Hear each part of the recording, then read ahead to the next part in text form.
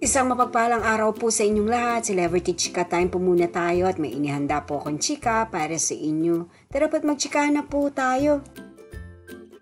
Asia's multimedia star na si Alden Richards lilipad nga ba patungong Korea ngayong buwan ng Pebrero?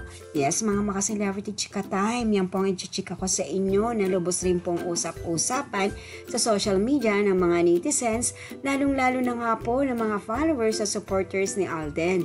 Bago po tayo dumako riyan ay nais ko po munang batiin mga ting bahay, team abroad at mga seniors natin dyan. Shout out po sa inyong lahat at happy Wednesday po.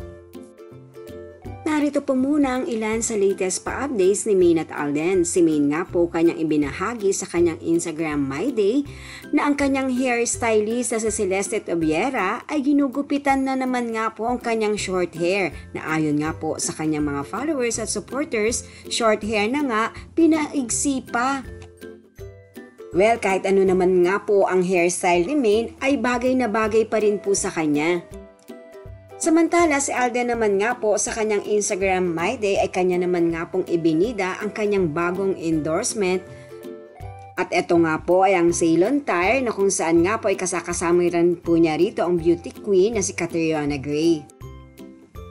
At dumako na nga po tayo sa pinakasentro ng ating talakayan. Sa isang FB Live nga po ni Alden sa kanyang Myriad Corporation ay kanya nga pong nabanggit rito na pupunta po siya ng Korea ngayong buwan ng Pebrero. Yes po, inaabangan na nga po ng kanyang mga followers at supporters ang paglipad ni Alden patungong Korea.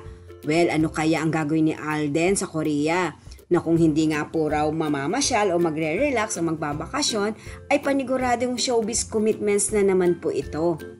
Narito po at panoorin po natin ang short video clip na to na kung saan nga po ay nabanggit ni Alden na by month of February ay pupunta po siya ng Korea.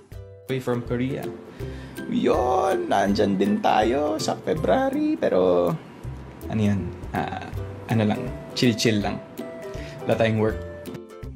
Yan po ang aking chika updates for today. Salamat po sa inyong panunood. Huwag po kalimutang mag-subscribe. Pwede po mag-comment sa ibaba. Basta't wag lamang po harsh o nakakasakit sa isa't isa. Salamat po muli. Spread love, not hate.